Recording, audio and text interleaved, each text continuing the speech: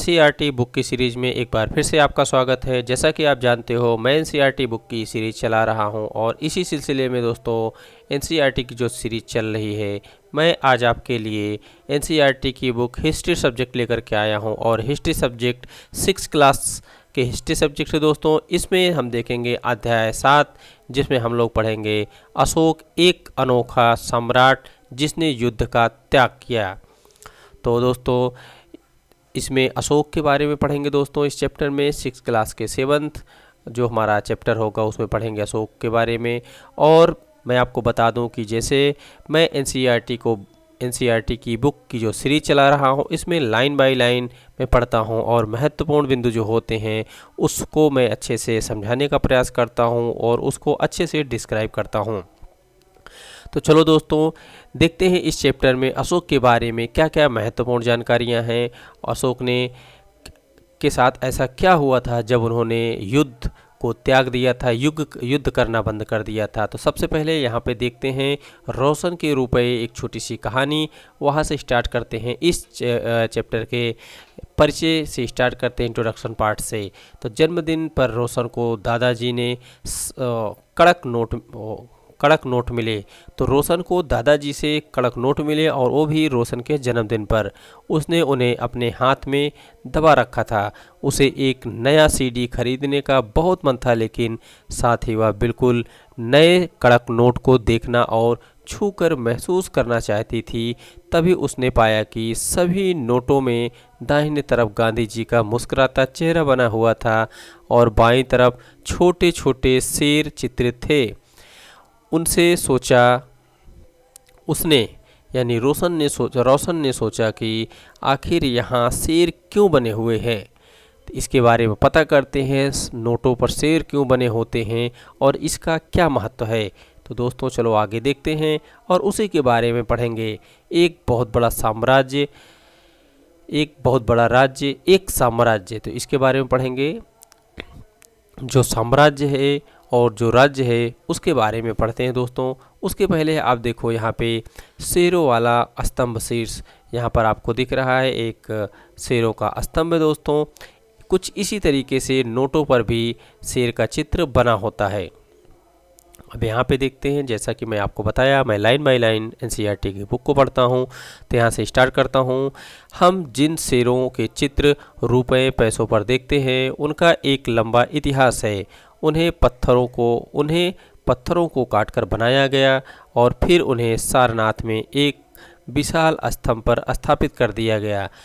तो आप देख रहे हो कि जो ये शेर बनाए गए हैं, जो शेर का चित्र आप देखते हो, ये सबसे पहले बहुत से बड़े पत्थरों को काट कर एक चित्रकारी की गई और उसके बाद इन्हें सारनाथ में एक विशाल स्तंभ यानी कि एक बहुत बड़े से पत्थर में स्थापित कर दिया गया। और ये सारनाथ कहाँ पड़ता है? सारनाथ वाराणसी यानी बनारस के आसपास का स्थान है, वहाँ पर यह स्थापित कर दिया। इस विषय में तुम अध्याय 6 में आपने पढ़ा है।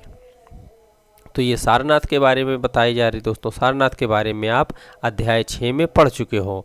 इतिहास के महानतम राजाओं में से एक अशोक के निर्देश पर इसके जैसे कई स्तंभों और पत्थरों पर अभिलेख उत्कीर्ण किए गए, जैसा कि आप पिछली वीडियो में देख चुके हैं। उसी तरीके से इसमें अशोक ने भी जो है बहुत से ऐसे, अशोक राजा के ऐसे बहुत सारे निर्देश हुआ करते थे जिसको पत्थरों पर लिखा गया, और वो इसलिए पत्थरों पर लिखा जाता था ताकि लोग उनके मैसेज को या जो वो कहना चाहते हों, जो लोगों तक पहुंचाना चाहते हैं संदेश, वो संदेश लोगों तक पहुंच सके। इसके पहले कि हम यह जानें कि इस अभिलेखों में क्या लिखा है, यह समझने की कोशिश करें कि उनके राज्य को साम्राज्य क्यों कहा जाता था। तो आप यहाँ पे देख रहे हो, उनके राज्य को राज्य तथा साम्राज्य कहा जाता था।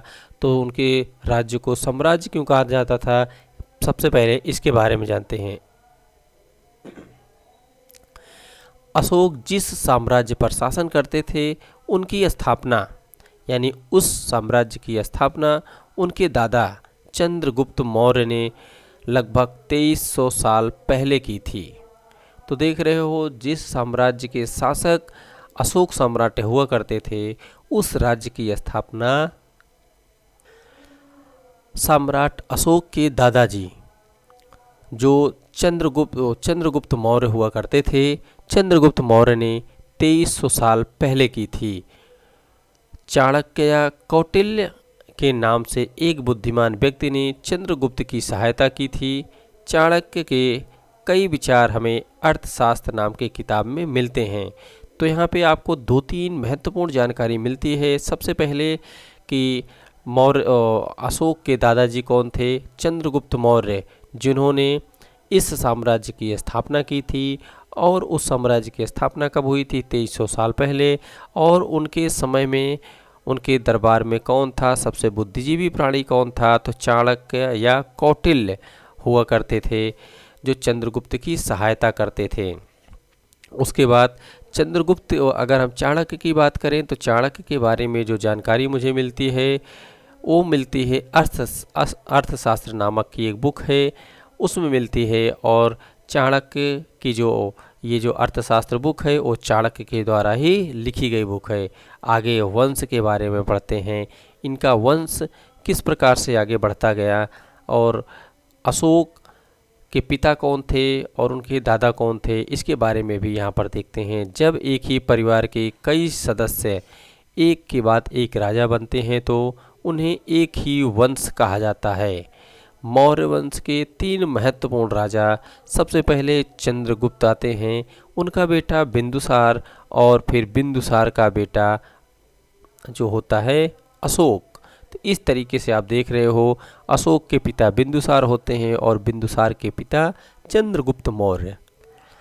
इस तरीके से जो वंश होता है, वंश आपने देखा कि वंश में जो है एक ही कुल के या एक ही परिवार के जब किसी भी चीज़ को उन्हीं के परिवार के लोगों द्वारा जब किसी भी चीज़ को आगे बढ़ाया जाता है या उस परंपरा को फॉलो किया जाता है तो उसे वंश कहते हैं। जैसे यहाँ पे आपने देखा, सबसे पहले चंद्रगुप्त मौर्य थे, चंद्रगुप्त मौर्य के बाद उनका बेटा राजा बनता है बिंदुसार, बिंदुसार के बाद बिंदुसार का बेटा राजा बनता है या शासक बनता है जिसका नाम अशोक होता है। तो इस तरीके से आप देख रहे हैं उन्हीं के परिवार में या एक ही परिवार में एक ही कुल से ये चीज़ें निकल के आ रही हैं। तो इस ऐसे स्थिति को वंश कहा जाता है। आगे देखते हैं, साम्राज्य में बहुत से नगर थे। तो जो एक साम्राज्य होता है, एक साम्राज्य में बहुत से नगर को मिलाकर के एक साम्राज्य बनता है, जैसा कि मानचित्र में आगे दिखाया गया है। मैं अभी आपको मानचित्र में भी आगे दिखाता हूँ। इसमें साम्राज्य की राजधानी पाटलिपुत्र, उज्जैन और तक्षशिला जैसे प्रमुख नगर हुआ करते थे। तो आप देख रहे हो जो साम्राज्य थे, साम्राज्य की राजधानी पाटलिपुत्र हुआ करती थी। उज्जैन और तक्षशिला जैसे नगर प्रमुख हुआ करते थे उस समय। तक्षशिला उत्तर पश्चिम और मध्य एशिया के लिए आने जाने का मार्ग हुआ करता था। जो तक्षशिला है ये महत्वपूर्ण क्षेत्र होता है तक्षशिला, जो कि उत्तर पश्चिम और मध्य एशिया के लिए आने जाने का मार्ग था। एक रास्ता हुआ करता था उस समय जो इस क्षेत्र से लोग आया जाया करते थे। दूसरी तरफ उज्जैन उत्तरी भारत से दक्षिण भारत जाने वाले रास्तों में पड़ता था। शायद नगरों में व्यापारी, सरकारी अधिकारी और शिल्पकार रहा करते थे। तो आप देख रहे हो उज्जैन भी कितना महत्वपूर्ण हुआ करता था, ये भी रास्तों में पड़ता था। और तक्षशिला भी ऐसे स्थान पर था जहाँ पर लोग, जिस रास्ते से लोग आवागमन किया करते थे। साम्राज्य के बहुत बड़े क्षेत्र में किसान और पशुपालकों को के गांव बसे हुए थे। तो आप देख रहे हो जो साम्राज्य हुआ करता था उस साम्राज्य में बहुत बड़े क्षेत्र में किसान और जो पशुओं को पालते थे वे गांव में रहते थे। मध्य भारत जैसे इलाकों में ज़्यादातर हिस्सा जंगलों से भरा हुआ करता था। वहाँ पर लोग फल फूल का संग्रहण और जानवरों का शिकार करके जीविका चलाया करते थे। तो जो मध्य भारत का क्षेत्र था वहाँ पर लोग जो है पशुओं का, जानवरों का शिकार जंगलों से करते थे और वहीं से फल फूल ला करके अपना जीवन यापन किया करते थे। साम्राज्य के अलग अलग इलाकों में लोग भिन्न भिन्न भाषाएं बोलते थे। वे लोग शायद अलग अलग प्रकार का भोजन करते थे और यहाँ तक कि अलग अलग किस्म के पोशाक भी पहना करते थे। तो आप देख रहे हो वो अलग अलग प्रकार की भाषाएं बोलते थे, अलग अलग प्रकार के भोजन करते थे और लगभग अलग ही प्रकार के उनके कपड़े पहनने के भी तरीके हुआ करते थे। अब मैं आपको मैप पे ले चलता हूँ और मैप में दिखाता हूँ साम्राज्य, कौन सा साम्राज्य किस क्षेत्र में स्थित था, इसके बारे में मैं आपको बताता हूँ। जैसा कि अभी आप देख रहे थे पाटलिपुत्र, पाटलिपुत्र की बात की गई यहाँ पर, तो ये पाटलिपुत्र ये क्षेत्र होता है दोस्तों। पाटलिपुत्र जो आज वर्तमान में जो है पटना क्षेत्र पड़ता है बिहार का, वो पाटलिपुत्र हुआ करता था। और उज्जैन क्षेत्र आप यहाँ पे देख रहे हो, ये उज्जैन क्षेत्र है। और अगर तक्षशिला की बात करें तो तक्षशिला वर्तमान के पाकिस्तान के क्षेत्र में आता है दोस्तों। आप देख रहे हो ये 3 क्षेत्र। अब हम आगे चलते हैं और आगे मैं आपको बताने का प्रयास करता हूँ कि राज्य साम्राज्य से कैसे भिन्न है, राज्य और साम्राज्य किस तरीके से एक दूसरे से अलग है। तो यहाँ पे पढ़ के पता चलेगा, चूँकि साम्राज्य राज्यों से बड़े होते हैं, जो साम्राज्य होते हैं वो राज्यों से बड़े होते हैं और उनकी रक्षा के लिए बड़ी सेनाओं की ज़रूरत पड़ती है। बिल्कुल, जब जब साम्राज्य बड़ा होगा, जिसका क्षेत्रफल बड़ा होगा, उसकी देखरेख के लिए अधिक लोगों की आवश्यकता पड़ेगी, अधिक सेना की आवश्यकता पड़ेगी। तो इस तरीके से भी साम्राज्य राज्य से भिन्न होता है। इसलिए सम्राटों को राजाओं की तुलना में ज़्यादा संसाधनों की आवश्यकता पड़ती थी। तो जो साम्राज्य हुआ करते थे, साम्राज्य में जो शासक करते थे वो सम्राट हुआ करते थे, और राज्य में शासक करने वालों को राजा कहा जाता था। तो राजाओं की तुलना में जो सम्राट हुआ करते थे उनको अधिक संसाधन, अधिक लोग, अधिक चीज़ों की ज़रूरत पड़ती थी राजाओं की तुलना में। इसी कारण उन्हें बड़ी संख्या में कर इकट्ठा करने वाले अधिकारियों की भी ज़रूरत पड़ती थी, क्योंकि कर की मांग या कर की ज़रूरत उनको अधिक पड़ती थी, पैसों की ज़रूरत अधिक पड़ती थी। इसलिए कर की वसूली ज़्यादा करते थे, और कर की वसूली ज़्यादा करने के लिए उन्हें अधिकारियों की भी नियुक्ति ज़्यादा करनी पड़ती थी, क्योंकि कम अधिकारी कम पैसे या कम कर इकट्ठा कर पाते थे और ज़्यादा अधिकारी ज़्यादा कर इकट्ठा कर पाते थे। अब यहाँ पे देखते हैं साम्राज्य का प्रशासन कैसा होता था और कौन चलाता था इसे। चूँकि मौर्य साम्राज्य बहुत बड़ा था, इसलिए अलग अलग हिस्सों पर अलग अलग ढंग से शासन किया जाता था।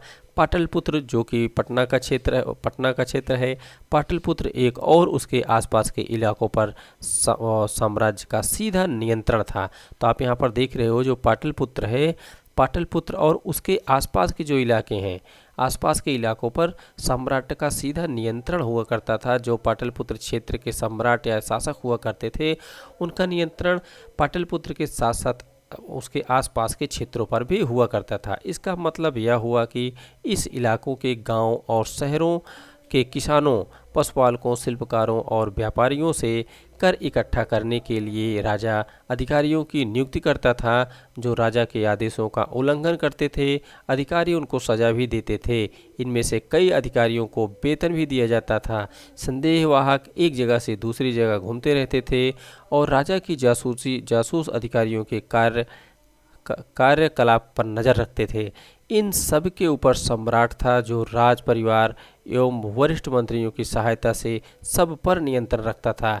तो आप देख रहे हो किस तरीके से राजा जो है एक अधिकारी की नियुक्ति करता है, और वो अधिकारी किस तरीके से काम कर रहा है उसकी भी देखरेख के लिए एक संदेशवाहक होता था, जो यहाँ से इधर से उधर घूमता रहता था।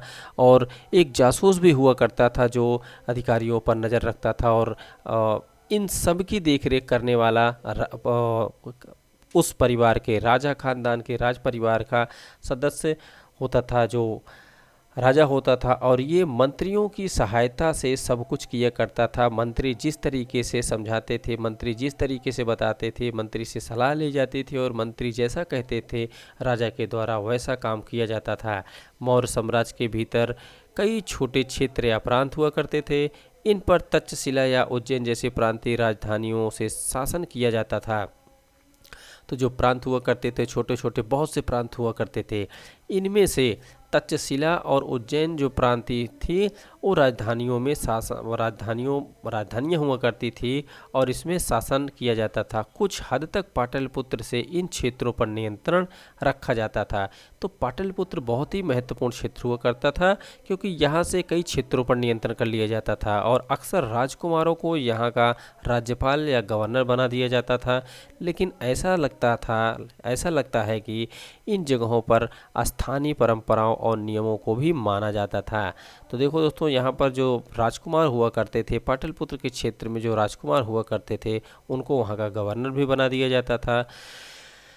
और ऐसा लगता था कि इन जगहों पर जो वहाँ की पुरानी परंपराएं थी, पुरानी रीति रिवाजें थी, उसके नियमों का भी पालन किया जाता था। प्रादेशिक केंद्रों के बीच विस्तृत क्षेत्र थे। इनके इलाकों में मौर्य शासक सिर्फ मार्गों और नदियों पर नियंत्रण रखने की कोशिश करते थे, जो आवागमन के लिए महत्वपूर्ण थे। यहाँ से उन्हें जो भी संसाधन कर और भेंट के रूप में मिलते थे, उसे इकट्ठा किया जाता था। उदाहरण के लिए अर्थशास्त्र में यह लिखा है कि उत्तर पश्चिम कंबल के लिए और दक्षिण भारत सोने और कीमती पत्थरों के लिए प्रसिद्ध था। तो आप यहाँ पे देखो जो है कितना महत्वपूर्ण था। जो अर्थशास्त्र बुक है, अर्थशास्त्र में क्या हुआ लिखा मिलता है कि उत्तर पश्चिम कंबल के लिए, तो यहाँ पे कंबल के लिए बहुत प्रसिद्ध था, और दक्षिण भारत जो है सोने के और कीमती पत्थरों के लिए बहुत ही प्रसिद्ध हुआ करता था। तो उत्तर पश्चिम जो है दोस्तों, उत्तर पश्चिम कंबल के लिए और दक्षिण भारत सोने और कीमती पत्थरों के लिए बहुत प्रसिद्ध हुआ करता था। संभव है कि संसाधन नजराने के रूप में इकट्ठे किए जाते थे। अब नजराना क्या होता है, तो नजराना भी देखते हैं। नजराना किसे कहते हैं, क्योंकि ये सभी संसाधन जो है नजराने के रूप में इकट्ठे किए जा रहे हैं। जहाँ कर नियमित ढंग से इकट्ठा किए जाते थे, वहीं नजराना नियमित रूप से जब भी संभव हो इकट्ठा किया जाता था। ऐसे नजराने विविध पदार्थों के रूप में प्रायः ऐसे लोगों से लिए जाते थे जो स्वेच्छा से इसे देते थे। तो जो स्वेच्छा से दिया जाता था उसे नजराना कहा जा रहा है। देखो आप, जहाँ पे नियमित रूप से कर इकट्ठे किए जाते थे और नियमित रूप से जब संभव हो तो वहाँ पर नजराना भी इकट्ठा कर लिया जाता था। अब राजधानी में सम्राट किस तरीके से रहते थे, कौन रहते थे, इसके बारे में देखते हैं। मेगास्थनीज चंद्रगुप्त के दरबार में पश्चिमी एशिया के यूनानी राजा सेल्यूकेस निकेटर का राजदूत था। जो मेगास्थनीज था दोस्तों, ये मेगास्थनीज चंद्रगुप्त मौर्य के दरबार में आया था। और चंद्रगुप्त मौर्य के दरबार में आया था, और आया कहाँ से था ये? पश्चिम एशिया के यूनानी राजा सेल्यूकस निकेटर का राजदूत था ये मेगास्थनीज, और ये आया था चंद्रगुप्त मौर्य के दरबार में। मेगास्थनीज ने जो कुछ देखा उसका विवरण दिया। तो मेगास्थनीज एक यात्री था जो यहाँ पे भ्रमण के लिए आया था। तो ये इसने जो कुछ देखा उसका विवरण किया। यहाँ हम उसके विवरण का एक अंश दे रहे हैं। तो यहाँ पे एक छोटा सा विवरण दिया गया, छोटे से और जानकारी दी गई है मेगास्थनीज के विवरण के बारे में। सम्राट का जनता के सामने आने के अवसर पर शोभा यात्रा के रूप में जश्न मनाया जाता था। उन्हें एक सोने की पालकी में ले जाया जाता था। उनके अंगरक्षक सोने और चांदी से अलंकृत हाथियों पर सवार रहते थे।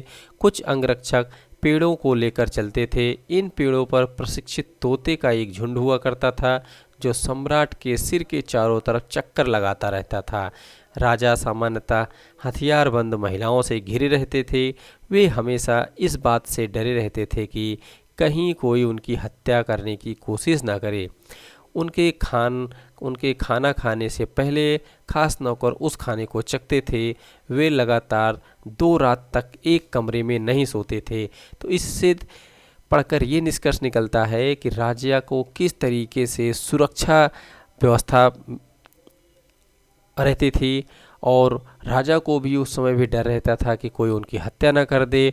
और उनका जो भोजन हुआ करता था, भोजन राजा के खाने से पहले यानी बनने के तुरंत बाद उस भोजन को कोई न कोई खाता था। आगे देखते हैं। और पाटलिपुत्र आधुनिक जो पटना है उसके बारे में। यह एक विशाल और खूबसूरत नगर हुआ करता था। यह एक विशाल प्राचीर से घिरा है जिसमें 570 बुर्ज और 64 द्वार हैं। 2 और 3 मंजिले वाले घर लकड़ी और कच्ची ईंटों से बने हैं। राजा का महल भी काठ से बना है, जिसे पत्थर की नक्काशी से अलंकृत किया गया है। यह चारों तरफ से उद्यानों और चिड़ियों के लिए बने बसेरे से घिरा हुआ है। तो देखो उस समय जो पटना हुआ करता था वो भी कितना महत्वपूर्ण था और किस तरीके से इसको सजाया एवं बनाया गया था। और अंत में जंगल वाले इलाके आते थे, वहाँ रहने वाले लोग काफ़ी हद तक स्वतंत्र हुआ करते थे। उनसे यह उम्मीद की जाती थी कि वे मौर्य पदाधिकारियों को हाथी, लकड़ी, मधु और मोह जैसी चीज़ लाकर दें। तो दोस्तों जो जंगल में लोग रहा करते थे, मौर्य साम्राज्य यानी जो अशोक हुआ करते थे, उनके दरबार के, उनके राजा, उनके अधिकारी ये उम्मीद करते थे कि जो लोग जंगलों में रहते थे वो ज़रूरत पड़ने पर हाथी देंगे और लकड़ी लाकर देंगे, मधु देंगे, मोम आदि जो जंगल से मिलने वाली चीज़ें हैं वो राजा के दरबार में पहुंचा जाएंगे। अशोक एक अनोखा सम्राट, इसके बारे में देखते हैं। अशोक मौर्य वंश के सबसे प्रसिद्ध शासक थे। तो देखो जो अशोक सम्राट हुआ करते थे ये मौर्य साम्राज्य के सबसे प्रसिद्ध शासक थे। और अगर हम बात करें मौर्य साम्राज्य के सबसे पहले कौन थे, तो सबसे पहले शासक कौन थे दोस्तों? सबसे पहले चंद्रगुप्त मौर्य हुआ करते थे, उसके बाद बिंदुसार के बाद अशोक का नंबर आता है। वह ऐसे शासक थे, उन्होंने अभिलेखों द्वारा जनता तक अपने संदेश पहुंचाने की कोशिश की। तो अभिलेख के बारे में आपने पिछले वीडियो में आपने पढ़ा है कि अभिलेख उसे कहते हैं जो पत्थरों पर लिखा जाता था, उसे अभिलेख कहा जाता था। उसे दोस्तों शिलालेख कहा जाता था। अभिलेख वो होता था जो पत्तों आदि पर लिखा जाता था। अशोक के ज़्यादातर अभिलेख प्राकृत भाषा और ब्राह्मी लिपि में आपको देखने को मिलेंगे।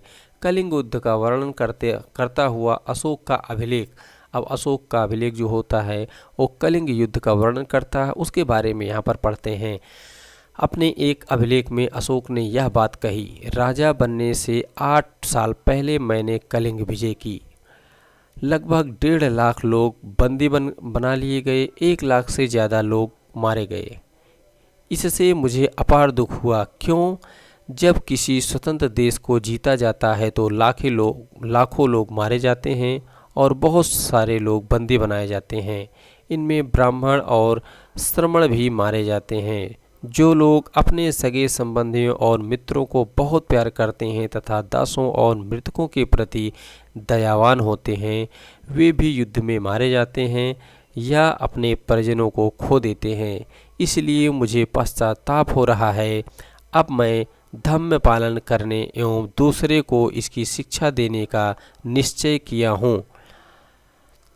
मैं मानता हूँ कि धम्म के माध्यम से लोगों का दिल जीतना बलपूर्वक विजय पाने से ज़्यादा अच्छा है।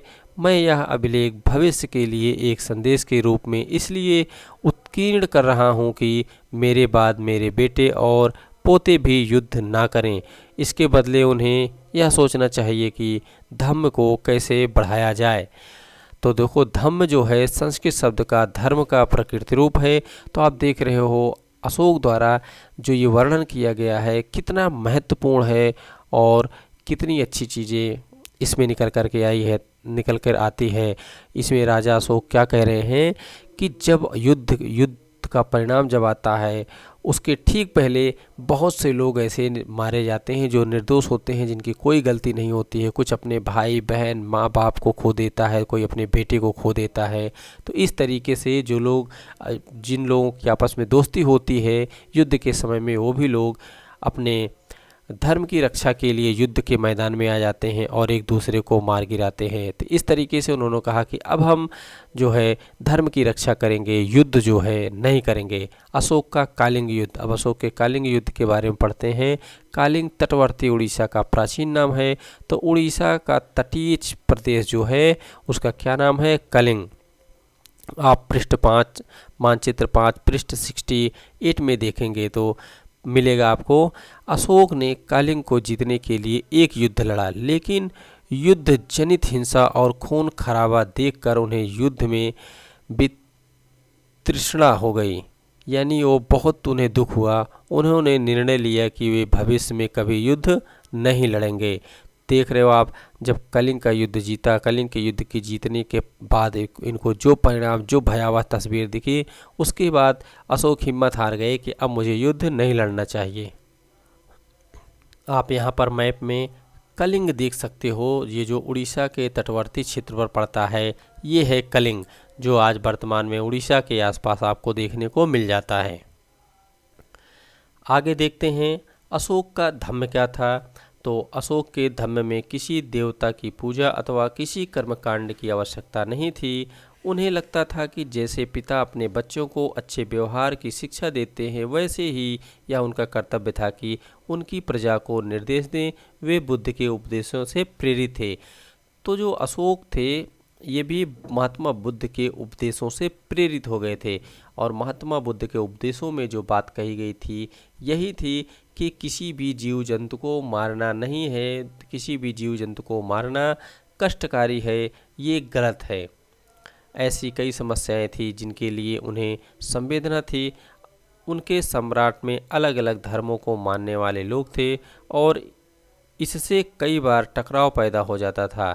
जानवरों की बलि चढ़ाई जाती थी, दासों और नौकरों के साथ क्रूर व्यवहार किया जाता था। इनके अलावा परिवार में व पड़ोसियों के बीच भी झगड़े होते रहते थे।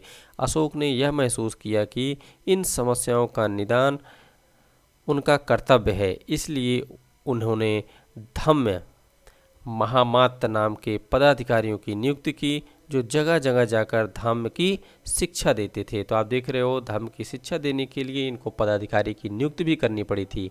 इसके अतिरिक्त अशोक ने अपने संदेश कई स्थानों पर शिलाओं और पत्थरों पर खुदवा दिया। अधिकारियों को यह निर्देश दिया गया कि वे राजा के संदेशों को उन लोगों को पढ़कर सुनाएं जो कुछ पढ़ नहीं सकते।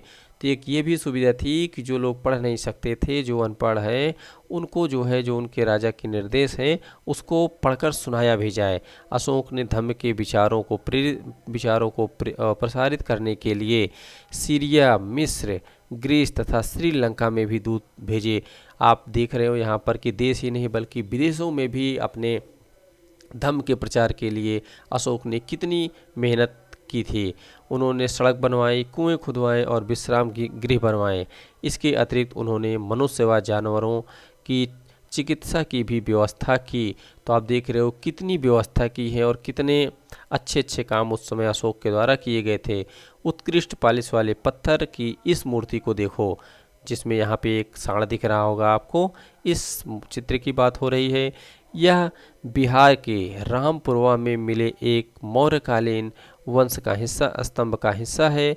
अभी इसे राष्ट्रपति भवन में रखा गया है। यह उस समय की मूर्ति कला का एक नमूना है। तो आप देख रहे हो कितने अच्छे से चित्रकारी की गई है, जो इसे अब वो बिहार से ले जा करके राष्ट्रपति भवन में रख दिया गया है। आगे देखते हैं अपनी प्रजा के लिए अशोक के संदेश। जो अशोक थे, सम्राट अशोक, सम्राट अशोक जो थे, अपने प्रजा के लिए इनके क्या संदेश हुआ करते थे, इसको पढ़ते हैं। लोग विभिन्न अवसरों पर अनुष्ठान करते थे। उदाहरण के लिए जब वे बीमार होते थे, जब उनके बच्चों का विवाह होता था, बच्चों के जन्म पर, और जब यात्रा शुरू करते थे, तब वे तरह तरह के अनुष्ठान करते थे। ये कर्मकांड किसी काम के नहीं। इसके बदले यदि लोग दूसरे रीति रिवाजों को माने तो क्या गलतफहमी होगी। ये अन्य प्रकार की रीतियां हैं।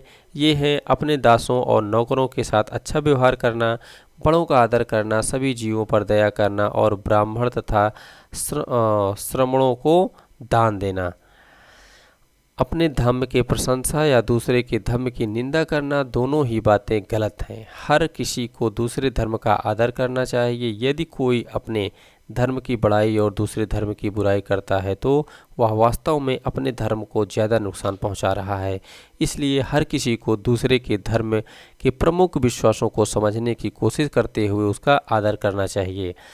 भारत के प्रथम प्रधानमंत्री पंडित जवाहरलाल नेहरू ने लिखा है, उनके धर्मादेश आज भी हमसे एक ऐसी भाषा की बात करते हैं जिन्हें हम समझ सकते हैं और जिनसे हम बहुत कुछ सीख सकते हैं। तो आप देख रहे हो कितनी महत्वपूर्ण लाइन है।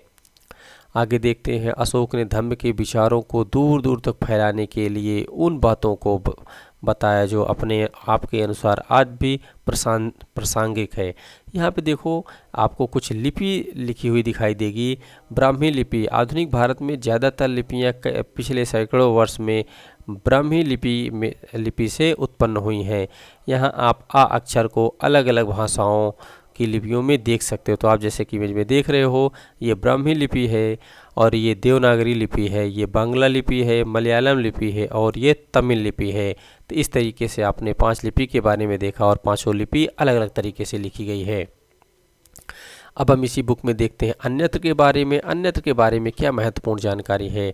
मौर्य समाज के उभरने से थोड़ा पहले, लगभग 2400 वर्ष पहले, और मौर्य साम्राज्य का उदय कब हुआ था? 2300 साल पहले। चीन में सम्राटों ने चीन की दीवार का निर्माण शुरू किया था। तो चीन की जो दीवार बनी है वो लगभग 2400 साल पहले बनी थी। इसे बनाने का उद्देश्य तीसरी सीमा के पशुपालक लोगों से रक्षा करना था और ये रक्षा करने के उद्देश्य से बनाई गई थी। अगले 2000 वर्ष तक इस दीवार का निर्माण कार्य चलता रहा क्योंकि साम्राज्य की सीमाएं बदलती रहीं। यह दीवार लगभग 64,000 किलोमीटर लंबी है। ये महत्वपूर्ण होता है कि ये दीवार लगभग 64,000 किलोमीटर लंबी है तथा पत्थर एवं ईंट से बनी है। इसकी ऊपरी सतह सड़क जैसी चौड़ी है। इतनी चौड़ी है दोस्तों, आप देख रहे हो कि इसकी सड़क जैसे दिखाई देती है, इतनी चौड़ी है दीवार, चीन की ये दीवार। इस दीवार को बनाने के लिए हजारों लोगों को काम करना पड़ा। हर 100 से 200 मीटर की दूरी पर इस पर निगरानी के लिए बुर्ज बने हुए। तो आप देख रहे हो हर 100 से 200 मीटर के बाद यहाँ पर निगरानी के लिए बुर्ज बनाए हुए हैं। पड़ोसी देशों के प्रति अशोक का रवैया चीनी सम्राट के रवैये से कैसे भिन्न था। तो इस तरीके से दोस्तों ये चैप्टर समाप्त होता है। अब इसमें महत्वपूर्ण एवं उपयोगी शब्द देखेंगे। कौन कौन से महत्वपूर्ण शब्द आपने पढ़ा इसमें? साम्राज्य के बारे में पढ़ा, राजधानी के बारे में पढ़ा, अधिकारी के बारे में पढ़ा, संदेश वाहक कौन होते हैं इसके बारे में पढ़ा, प्रांत पढ़ा और धम्म पढ़ा।